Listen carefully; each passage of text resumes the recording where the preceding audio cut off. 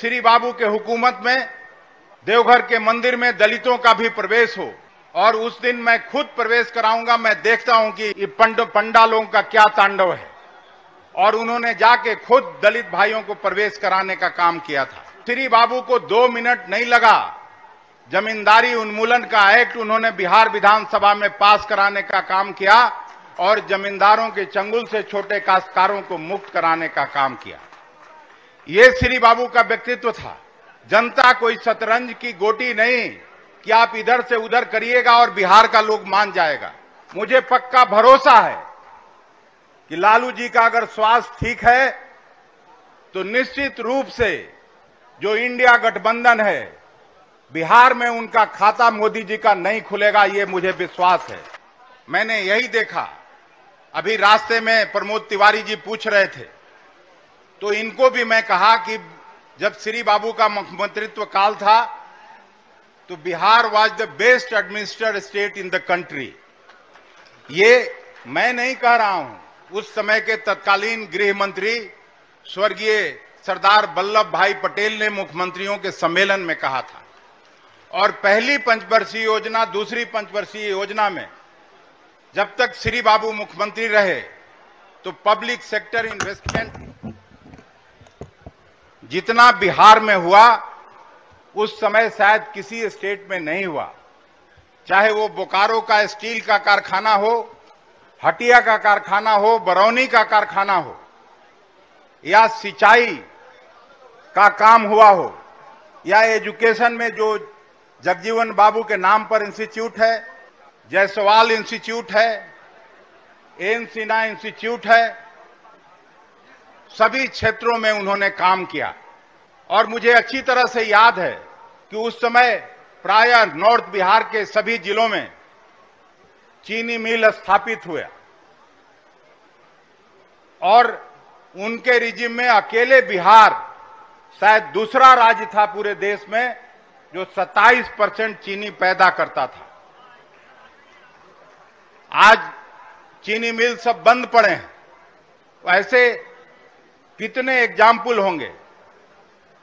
हम सभी आज सामाजिक न्याय की गुहार लगाते हैं, लेकिन श्री बाबू के हुकूमत में जब उस समय के तत्कालीन चीफ सेक्रेटरी और डीजी साहब ने हाथ खड़ा कर दिया, जब वो चाहते थे कि देवघर के मंदिर में दलितों का भी प्रवेश हो और वहां के पंडा लोग जब उनको जाने नहीं देते थे, उस समय उन्होंने अपने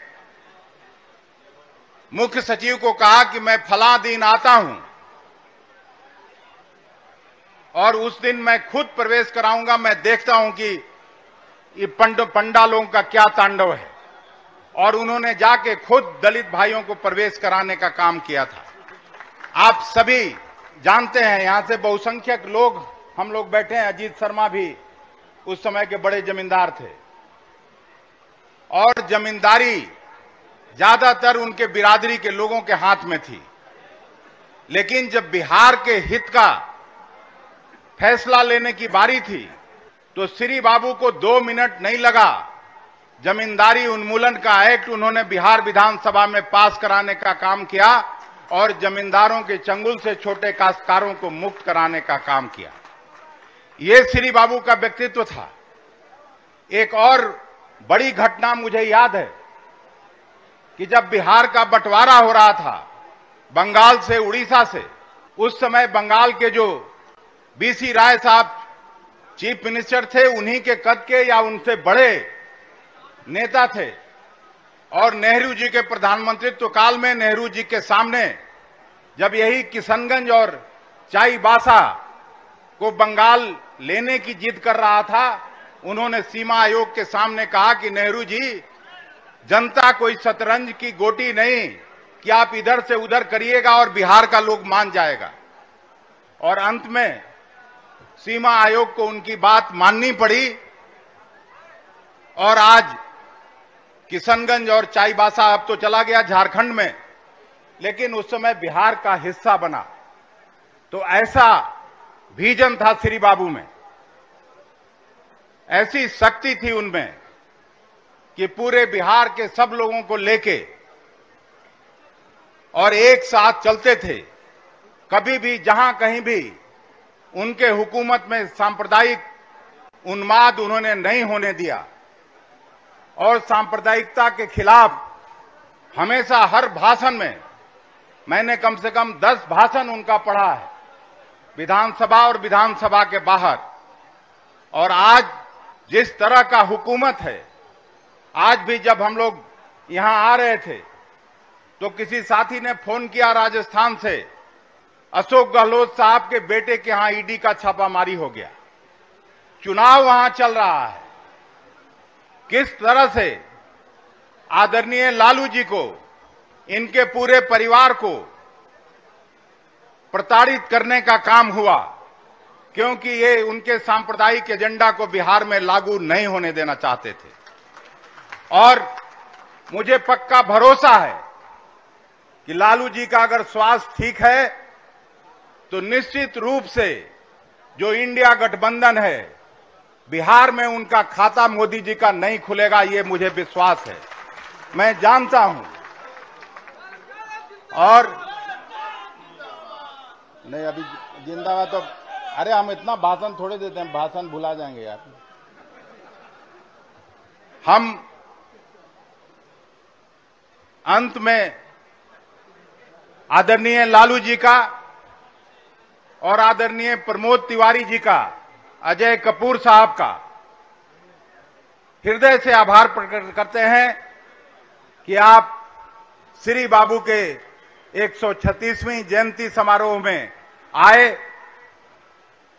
कांग्रेस पार्टी और इस ऐतिहासिक सदाकत आश्रम में उनके जयंती समारोह में शिरकत किए। हम हृदय से आपको बधाई देते हैं, शुभकामनाएं देते हैं और ये उम्मीद करते हैं कांग्रेस पार्टी का एक एक कार्यकर्ता इस लड़ाई में आपके साथ है। और आप जब आगे चल दीजिएगा तो मुझे आपकी ताकत का अंदाजा है, उसमें मोदी जी को कोई जगह नहीं मिलेगी बिहार में। इसी उम्मीद के साथ मैं पुनः इस जयंती समारोह में आए हुए आप सभी साथियों का खैर मकदम करता हूं, स्वागत करता हूं और बधाई देता हूं कि आप ही के ताकत के बल पर ये जयंती समारोह हर साल उत्साह के रूप में मनाया जाता रहा है। फिर से आपको बहुत बहुत धन्यवाद। जय हिंद, जय भारत।